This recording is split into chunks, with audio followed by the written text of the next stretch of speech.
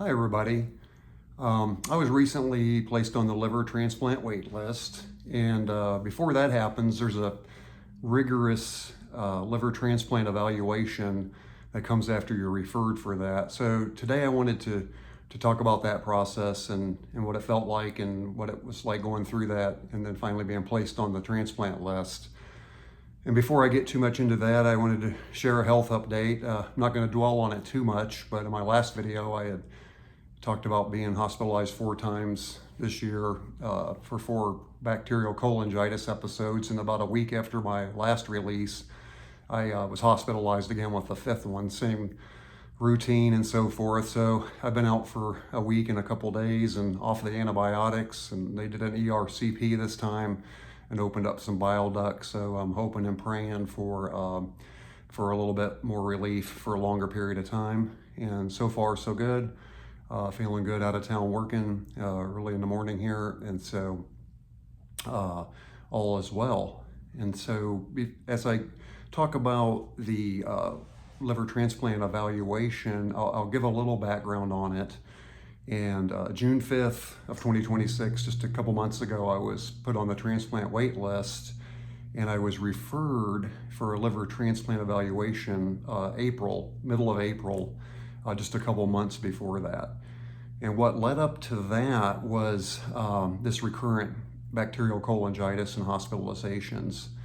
And just a year before, in May of 2025, I'd had a liver biopsy to check for overlap autoimmune hepatitis, which can be knocked back and sort of treated with steroids and so forth. And that came back negative. So I had large duct primary sclerosing cholangitis. And I got a pretty good bill of health at that point. On the follow-up, my hepatologist said, "Hey, the fibrosis and all that stuff is at level F1, which is the lowest level, just inflammation and spotty fibrosis. And actually, I'll see you in a year, and we'll do your imaging and blood tests, every 6 months and so forth." And so me and Sandra were going camping. We felt excited about that and had fun and went through the summer. Well, in September, I had my annual MRI actually, and it showed an enlarging spleen and some varices and signs of portal hypertension. And there were some things on there. So the nurse practitioner called and said, "Hey, we're going to do another scan to check for scarring and so forth. Cut your salt back, don't drink anything, and don't take any ibuprofen or NSAIDs, aspirin, Motrin, stuff like that." And so it was November before I had that. It's called MRE, magnetic resonance elastography, which checks the stiffness of your liver.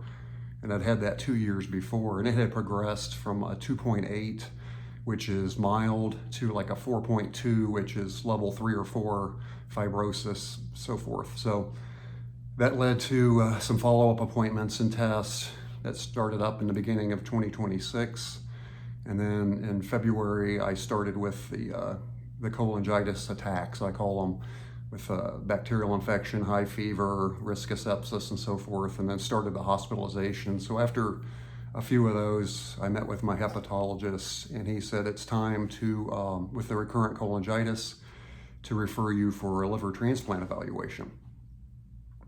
And so Sandra and I were nervous about that, but kind of excited because it's really the only, at that point, cure for recurrent cholangitis and PSC when it gets to that level of fibrosis and cirrhosis. And so they briefly described it, and it was probably a couple weeks before I got something from the liver center. Got a call and then a packet, and it was pretty intimidating. Luckily at Cedars-Sinai, they put it into a long 12-hour day, because what I had read online waiting for the information was that some centers, and there's not really a wrong way or right way, spread it out over a week. And some people are coming from out of town. For us, it's a little over an hour drive, so not too bad. But they pack it into a Wednesday from the crack of dawn until 7 o'clock at night. And before that, there was some blood work. So I did 41 different blood tests. And when I showed up at Quest Diagnostics, the local center that does your physical blood work and all that stuff, the young lady in there was like, "I have never taken this many vials of blood from somebody. It was like 31 little tubes, big tubes, and so forth. And ultimately, there was 41 blood tests that came back, everything from viral checks and liver tests and drugs and alcohol and nicotine tests and looking for parasites and all these kind of things. I guess things that if you get a transplant and they suppress your immune system can pop up and be dangerous. And so they just are looking for those items ahead of time to make sure you're clear. And on top of that, I had about 6 different imaging and heart stress tests and MRI, EKGs, and pulmonary tests and all that, all packed into a day. And on top of that, there was some great educational meetings. And then we met with 7 or 8 different people, from a social worker to financial advisors, talking about the cost and looking at insurance and all that, to a liver transplant surgeon, physical therapist, and all others as well. So it was pretty intense, but you really left with a sense that, hey, there's a whole team that's working for you, and so that really builds confidence in the process. Some of the stressful parts are just the waits, because did all that, and that was, I think, May 6th. And then I really didn't hear too much back until June, early June, which was, hey, you've been approved to be put on the wait list, which is a big relief. And I guess there's several options. Some are, I mean, if you have comorbidities or other things that have to be dealt with first, like a cancer or a heart problem or something like that, they just want to make sure that's under control.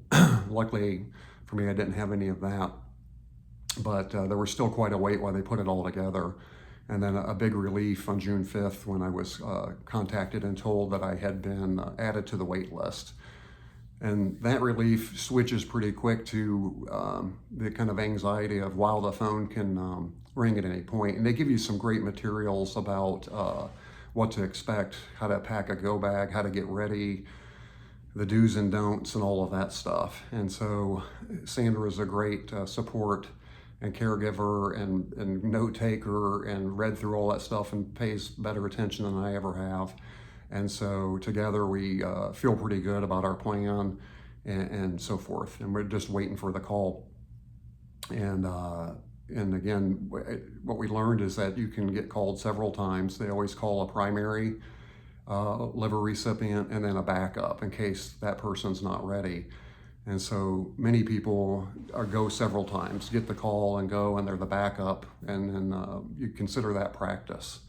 And so haven't had any calls yet. With my last hospitalization, my MELD score, which is the model for end-stage liver disease, and it's a score that the higher it is, the more likely, the higher you are on the list to get a transplant, because your health is dangerous, when your score gets high. And my score pretty much doubled after this last hospitalization, which moves me closer. But that can rise and fall depending on different, it's 4 different blood tests that are involved there. So today, I'm feeling good, so I'm grateful for that, feel blessed, and hoping for a long stretch, or at least a longer stretch. At this point, I'd be happy with a month or 2 with no bacterial cholangitis as I wait for that call for a transplant. And so if you're doing the same thing, let me know with the comments. I know it can be stressful, and even with the great support I have, it still kind of wears and tears, not just physically, but psychologically and so forth. So if you want to follow my journey along, like and subscribe. And I plan on doing these videos as long as I can to document, up to the liver transplant and after, and my recovery and so forth. I give kudos to all the people that film themselves in hospitals and all that. I thought about that with the last one, but I just felt so bad that the thought of trying to film myself or look at myself in that condition was just no way. So people that are able to do that are above and beyond. Hang in there, and we'll talk to you